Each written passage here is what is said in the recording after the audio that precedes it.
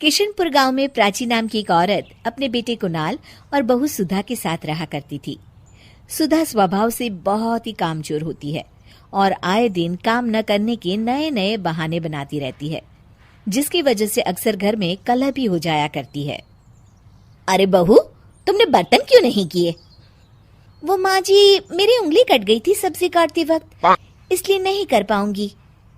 तो क्या हुआ, बर्तन तो कर ही सकती हो। नहीं ना माँ जी, सर्फ लगने से कटे हुए भाग में दर्द हो जाएगा। आज के लिए बर्तन आप ही कर लीजिए। इस तरह से सुधा रोज काम ना करने के नए नए बहाने ढूंढ ही लेती है। सुधा कुणाल के आते ही काम करने का दिखावा करती और उसके जाते ही वापस से नया नाटक करती। माँ, मुझे ऑफिस जाने में देरी हो रही है, अब जल्दी से नाश्ता दे दो। जी, आप माँ जी को क्यों बुला रहे हैं? मैं अभी आपके लिए आलू के पराठे बना देती हूँ। अरे वाह सुधा, जब से तुम आई हो माँ को कितना आराम मिल गया है। तुम सच में बहुत अच्छी बहू हो। प्राची सुधा की इस आदत से बहुत ही परेशान होती है, मगर वो कुछ भी नहीं कर पाती।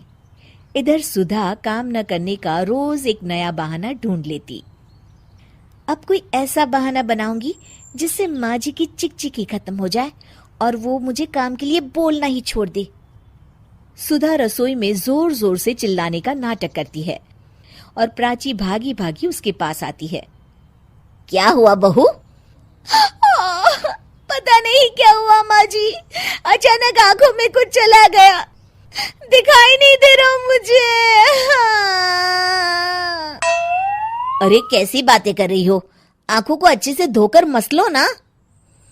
आंखों को बहुत बार धो लिया मैंने, मगर कुछ भी नहीं दिख रहा अभी।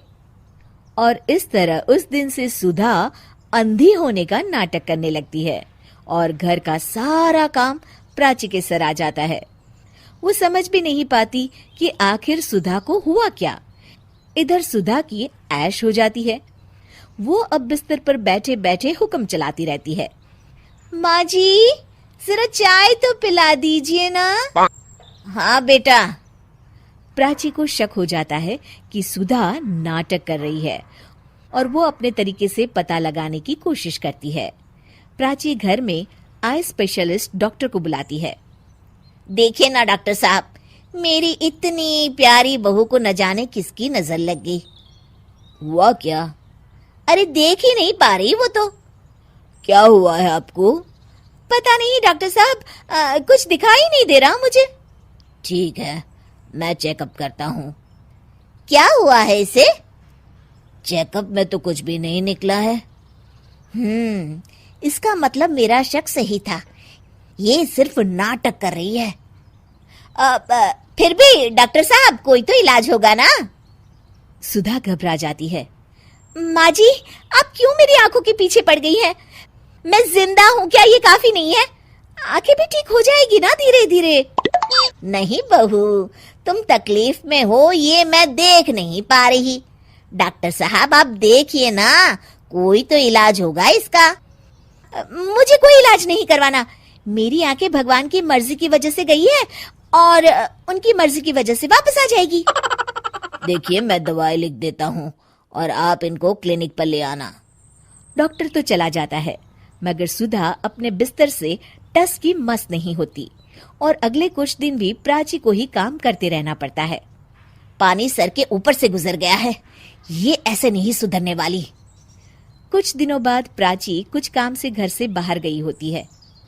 हे भगवान, बहुत तेज भूख लगी है, पता नहीं माँ जी कब तक वापस लौटेगी, तब तक अपने लिए कुछ बना ही लेती हूँ। सुधा कुछ बना ही रही होती है कि तभी प्राची अचानक से लौट आती है। हे भगवान, माँ जी तो बहुत जल्दी लौट आई। जल्दी जल्दी चूल्हा बुझाने के चक्कर में उसके पल्लू में आग लग जाती है और वो जोर जोर से चिल्लाने लगती है। ये आवाज कैसी? प्राची भागी भागी रसोई की तरफ आती है। अरे बहू, ये आग कैसे लगी और तुम यहाँ क्या कर रही थी? पहले मुझे बचाइए माँ जी। प्राची फटाफट उसके ऊपर एक चद्दर डाल देती है और आग बुझाती है। सुधा के अंधे ना होने का सच अब सामने आ जाता है और वो प्राची से आंखें नहीं मिला पाती। ये सब क्या है बहू? मुझे माफ कर दो माँ जी। मुझे तुम पर शक पहले से ही था बहू, मगर काम चोरी इस कदर भी ना करो कि खुद को ही नुकसान हो जाए। ये हमारे घर का ही तो काम है ना बहू। अब और शर्मिंदा मत कीजिए माँ जी, मैंने आपको इतना तंग किया हमेशा, फिर भी आपने मेरी जान बचाई। कोई बात नहीं बहू, सुबह का भूला अगर शाम को घर लौट आए ना तो उसे भूला नहीं कहते। चल अब अपने हाथ की चाय तो पिला दे जरा। जी माँ जी।